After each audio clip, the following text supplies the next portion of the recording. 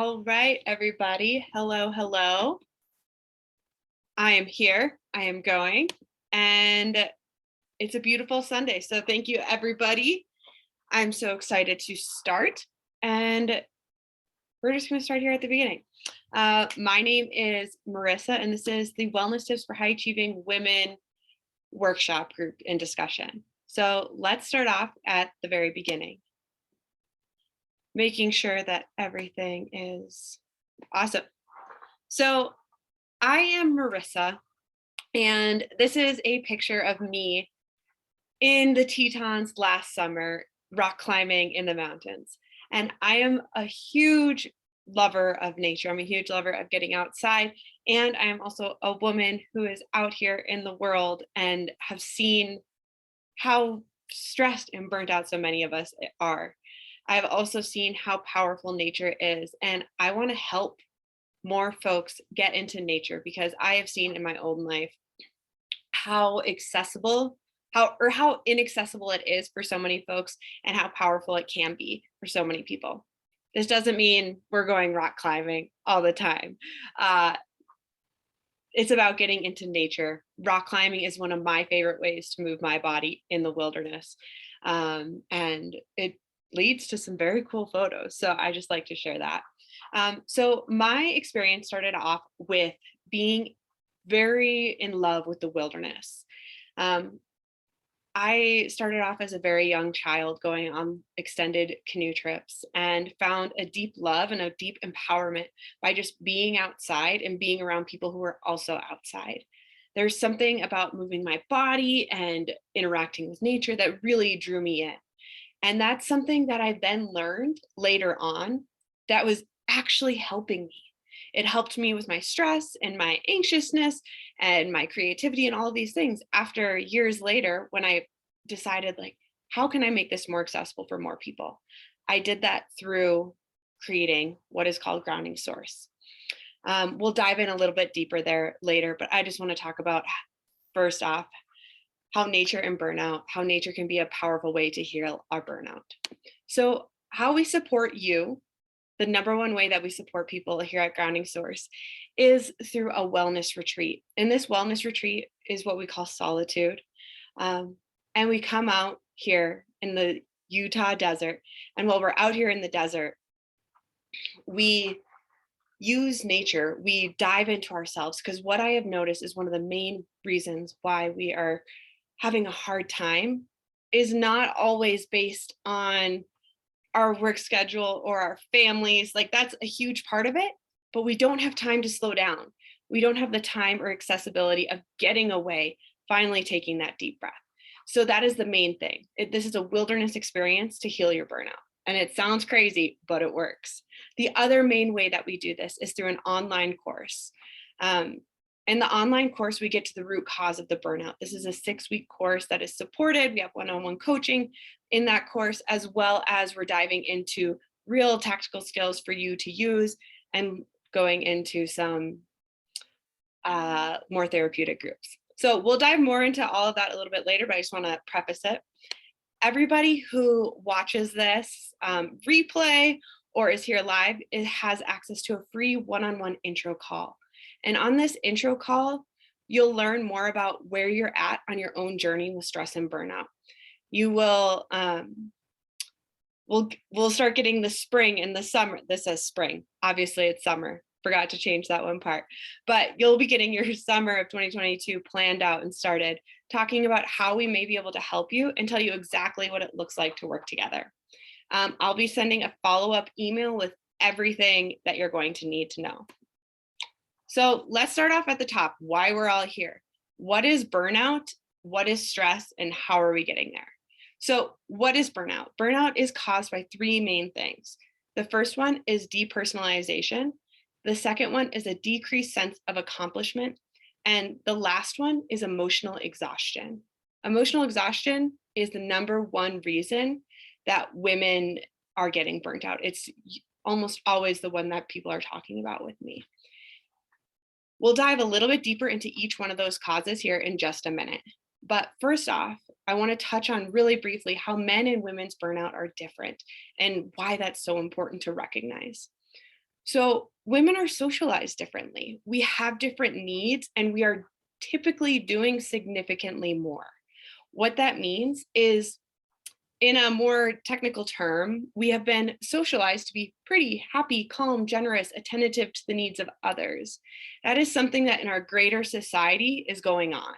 So, in this greater society, we are having all of these subliminal messages told to us. Um, we are not taught, women are not taught at an early age to find purpose and meaning in the same way. And we also have more expectations that we hold to ourselves, that others put on us simply based on the fact that we are women.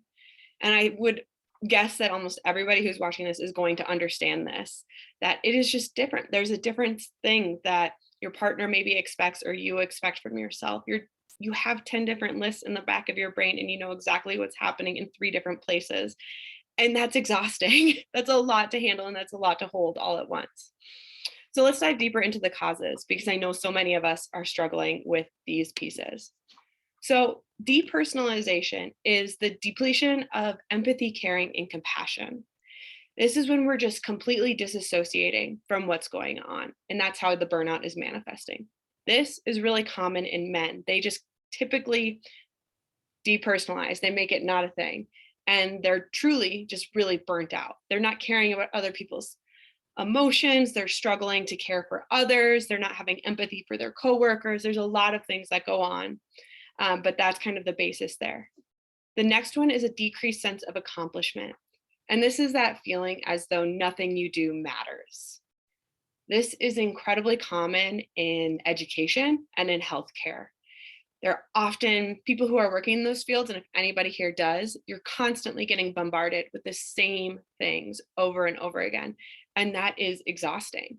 And oftentimes we don't see the positive result, or you think you're doing good, and then you just get bombarded with something else. And that can be really exhausting. And then the last one is emotional exhaustion. This is the most common one among women. And this is doing too much for too long. But first, in order to understand emotional exhaustion a little bit deeper, we have to first understand an emotion. So let's start off there. So if we think about emotion, let's think about it like a tunnel. In order to complete an emotion, we have to get to the other side of it. That's like the light at the other end of the tunnel. And emotional exhaustion is getting stuck in that tunnel. So the lifespan of an emotion is more or less pretty quick if we go through and we feel it immediately.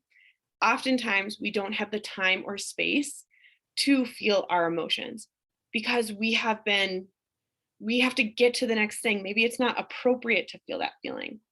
This can look like in a meeting when somebody is really frustrating you and you get angry or frustrated or whatnot. Somebody's being a jerk. You don't have time to feel that.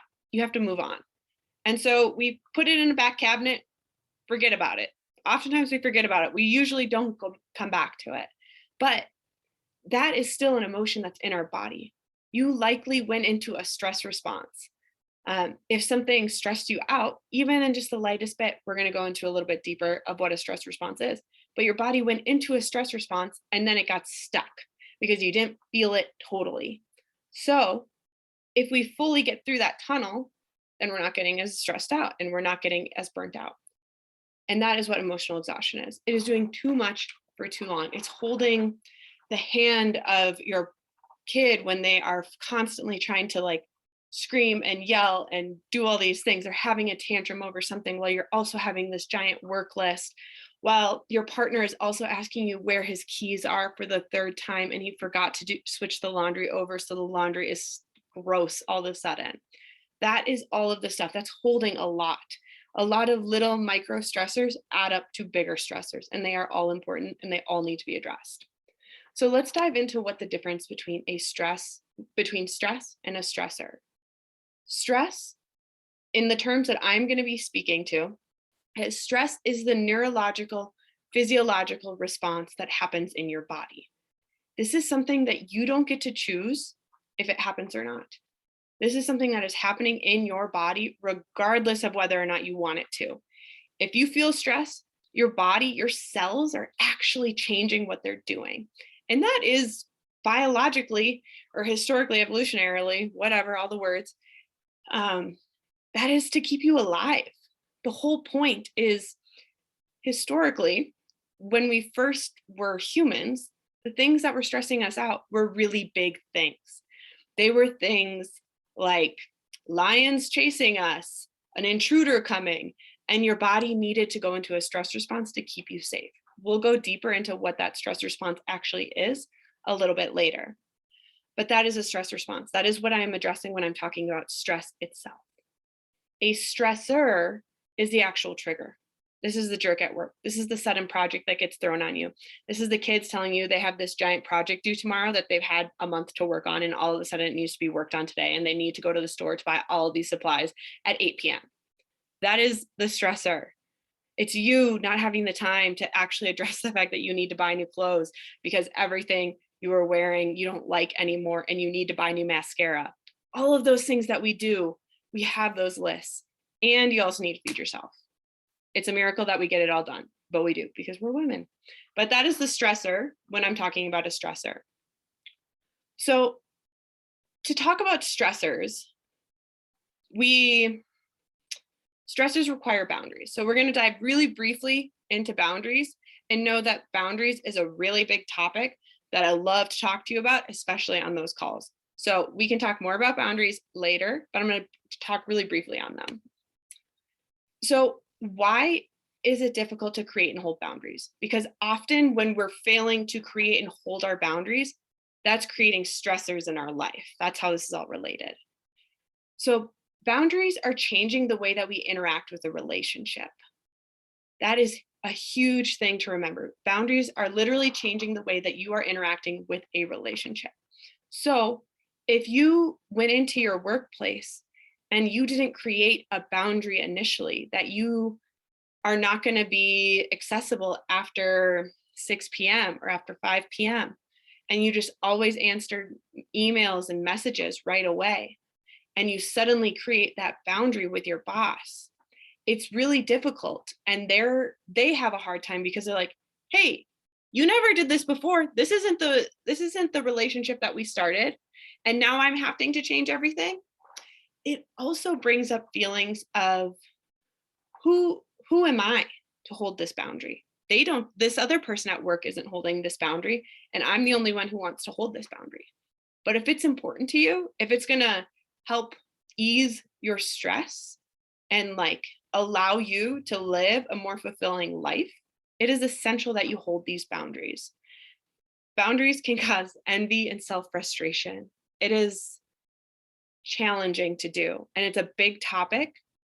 But let's start off here. And if you're listening later, if you're listening right now, write down one of your simple, easy boundaries that you have. What is something that's easy and simple to do, to follow, and to use?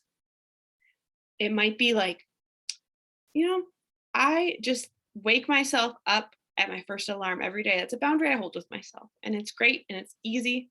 Or in your household, maybe your kids empty the dishwasher, and that's an easy boundary to hold.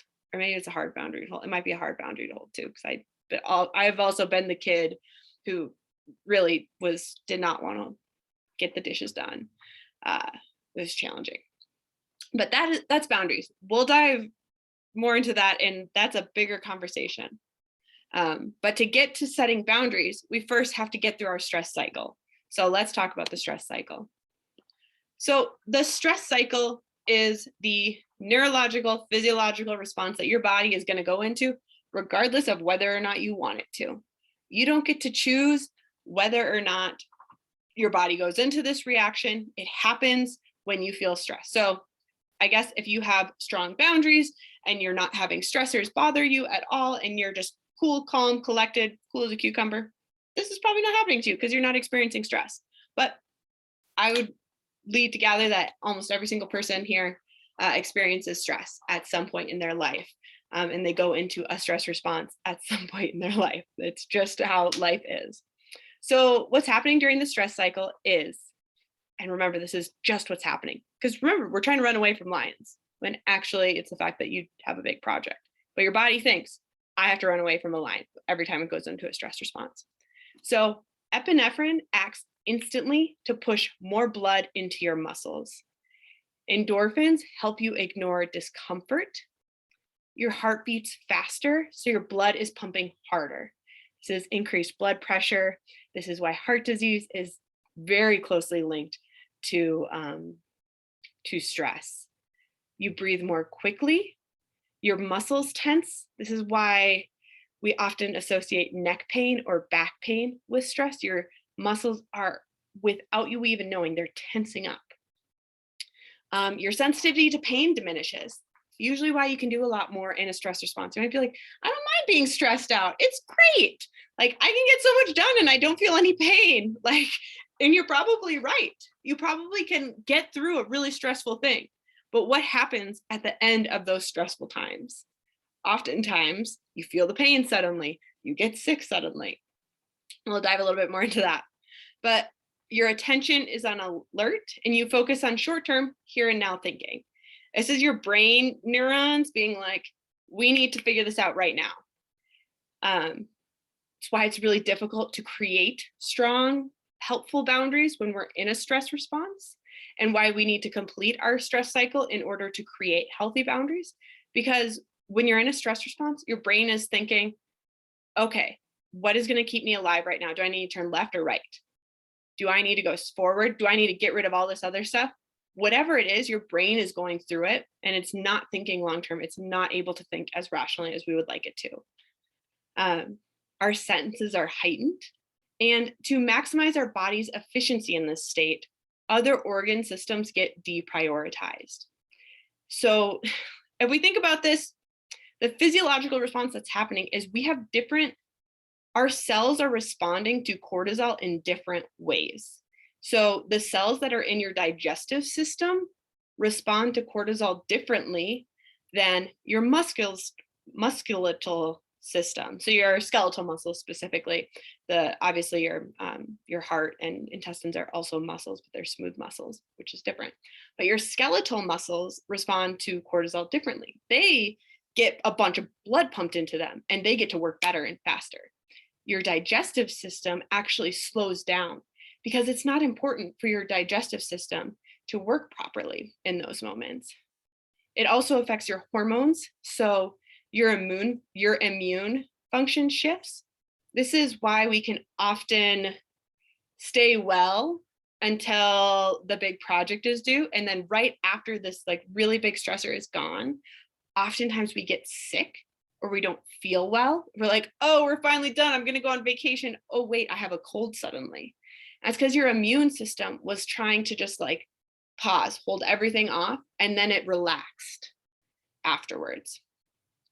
Your growth and tissue repair decreases, which makes a lot of sense. Why would your body focus on repairing anything when you're just trying to get away from a lion? As well as your reproductive functioning goes down. It's just not necessary in that moment for the fact that your body thinks that a stress response is you being chased by a lion. The issue in our society right now and the way that we live our lives in 2022 and the way we've been living our lives for a long time is the fact that many times the actual stressors have nothing to do with our survival. We are getting stressed out by things that don't need this stress response. We don't need our body to go into the stress response when we're working on a project at work, but it's happening. It's happening because that's what a body does when it experiences stress. And the goal is to learn how to tell it to relax. How do I tell my body to please stop? Please stop freaking out. I don't need you to be freaking out right now. And that's what completing the stress cycle is. If there's anything I want you to learn from this workshop, this is it. This is the thing that will give you years back of your life if you start practicing it today. This is the thing that can change the way that you interact in your relationships. This is the thing that will change everything. And it is so important. It is simple, but it is not easy because being a human is inherently challenging. So what does completing the stress cycle look like? Completing the stress cycle looks like telling your body to chill out. One of the best ways to help yourself complete your stress cycle is by getting outside. And why is this? I'm going to move forward a slide and then we're going to go back a slide. So we're just going to move around here for a second because this explains why getting outside is so essential and it helps to see it. So getting outside is important because throughout our daily lives, we use something called directed attention.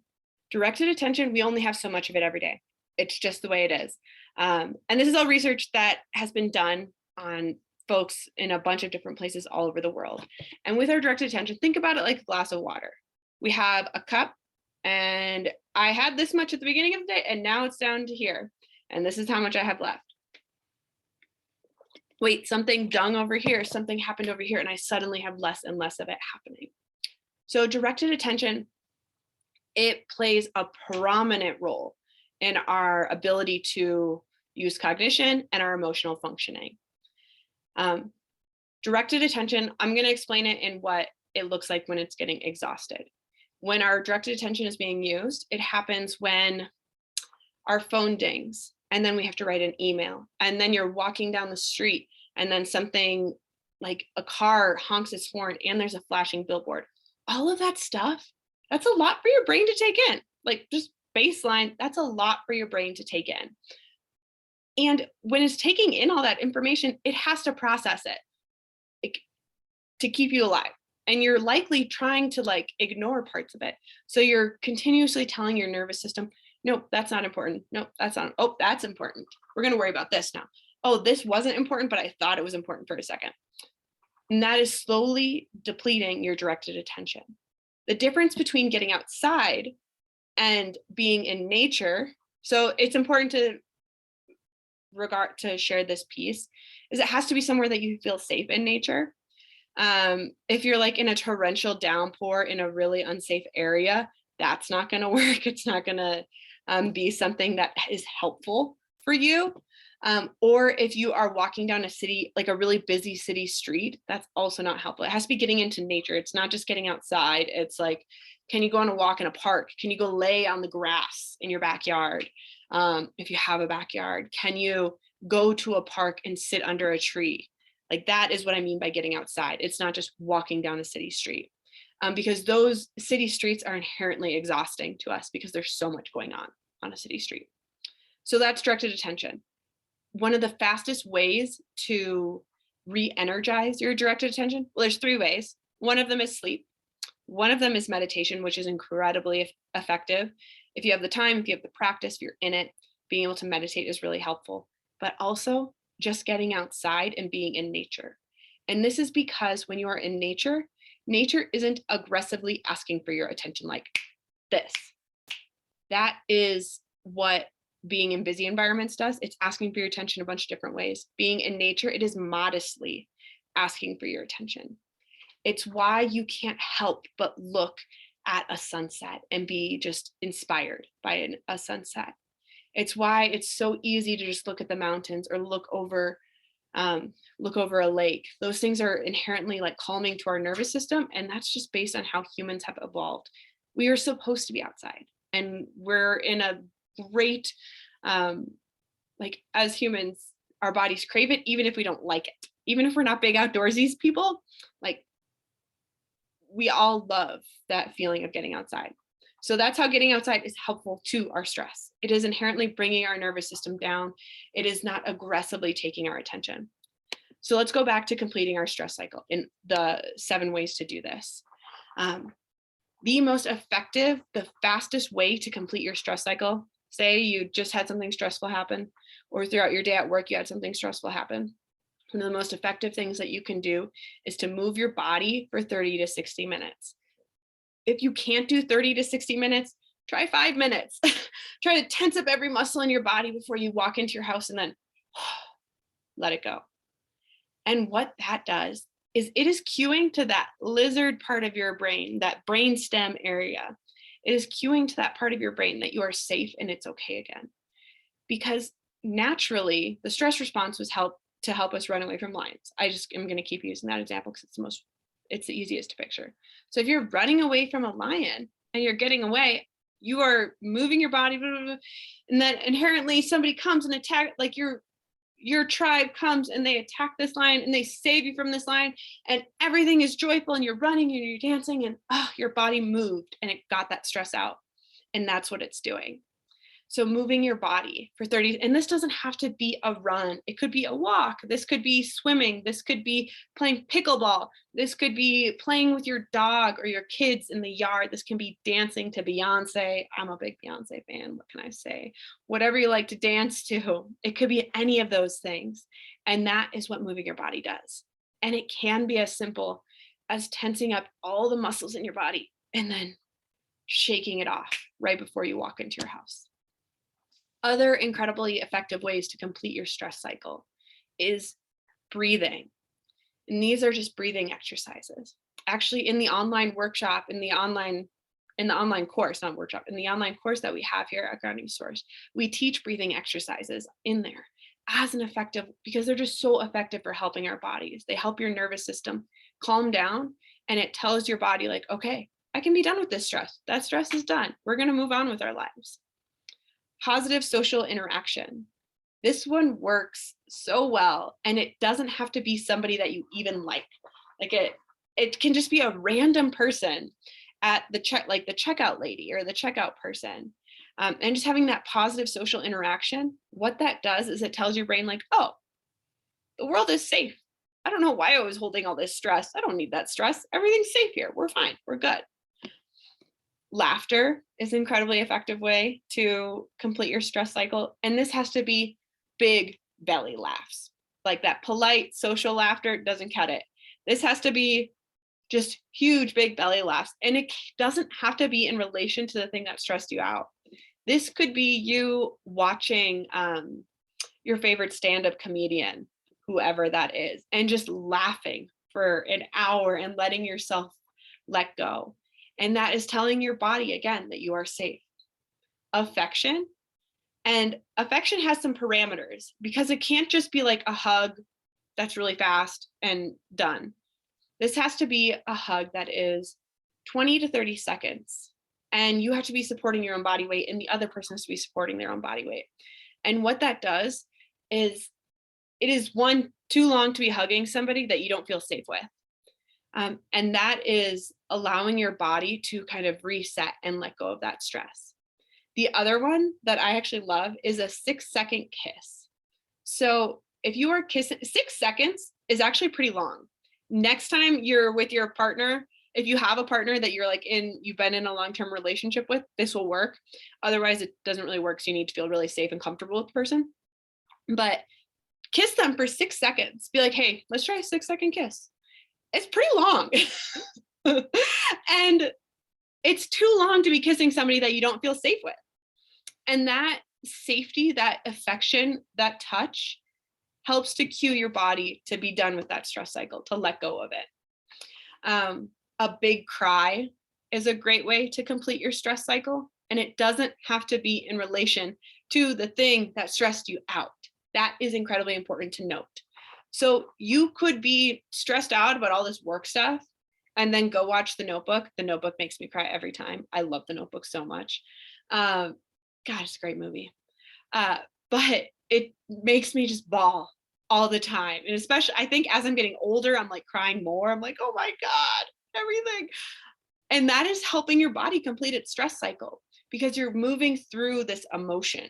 It's helping your body move through the emotion that's stuck in your body, but you don't have to do it cognitively. You're just telling your body like, oh, we can be done. And then the last one is creative expression. This one I don't do as much, but my husband, he does this all the time. He is a big musician. And if we think about it, music and art is often conveying emotion. And if we can get all the way through an emotion, like a song or a piece of art or painting or playing with clay or playing with the sand, whatever it is, that's helping your body truly kind of like move through this emotion in a more abstract way that we don't have to be like cognitively thinking about like, okay, I'm going to move through the stress of whatever happened earlier today. No, you don't need to do that. That's not the point. The point is to do something that is a part of that emotional process, but it doesn't have to be happening in like the forefront of your brain. It's happening in the back part. So that's how creative expression works and is so helpful. And if you love to create art or you love to create music, hands down, doing any of these things in conjunction of getting outside is like super effective, as long as you feel safe outside. If you feel safe outside and you want to go paint outside, that is so helpful for our nervous system. And that is so helpful in helping you complete that stress cycle and get out of that. And what that does, completing your stress cycle, it is helping your blood to not pump as hard. Your heart doesn't have to work as hard. Your digestive system can go back to normal. Some people have IBS because of all of their stress. Some people just have gained a bunch of weight. This is why weight gain is in relation to it. All of those symptoms of the stress cycle, all of these things right here, all of those things are a huge part of our health. And we need to be addressing the fact that we want to live, we want to be here, and let's help you live a healthier life, because these things will kill us over a long period of time. They're not killing you today, but if you're continuously in a state of stress, your heart beating that hard over a long period of time, that's not great for you. And it'll probably show up in hypertension, and maybe you'll have to get on medicine, and then that'll end up costing more money. How much do we spend in chiropractor bills or in massage bills because our body is so tense and we can't let go of it? And I am a huge advocate for using our resources. Please do use them. But going to get a massage isn't completing your stress cycle. You need to complete your stress cycle while also taking care of your body. I hope that makes sense. Let me know if there's any questions. Just drop them in the chat and I can address them. So the next thing is for everybody here and who's watching this is to make a plan. So it's really challenging to think about completing your stress cycle and then to get overwhelmed with, oh my God, how am I going to complete my stress cycle? And then we get stressed out about completing our stress cycle. It's a whole thing. Let's not do that. Let's make it simple and let's make it work. So completing our stress cycle is going to help us get out of this here and now thinking. So let's integrate and sustain new habits and support your boundaries. And we're going to do this in a really quick, easy way. And this is creating one new daily habit that you can engage in daily. For me, sometimes it's drinking a glass of water before I drink coffee. It's having a smoothie for breakfast, and that's helping me simplify my life. Going for a 10-minute walk at the end of the day, writing down 3 gratitudes, or taking 30 minutes alone. So not all of these are completing my stress cycle, but they are things that are helping me slow down and then think about ways to then complete my stress cycle. So journaling or writing down gratitudes, you can make a creative expression. Going for a 10-minute walk, that's moving your body. That is getting that out. Taking 30 minutes alone, you can use a number of things in that space. You can cry, because oftentimes we just need to cry and life can be really challenging. And if we just fully let ourselves cry it out and you have that time alone, you have that safe space to do it, it's incredibly important. So we're going to make a plan and create that new daily habit. And this is honestly one of the staples to the online course that we do, is creating goals and habits can get to be a drawn out thing and annoying. And it's something that everybody's doing. They're like, you should create a goal. Some of it's true. Some of it's not true. I think there's beauty in all of it.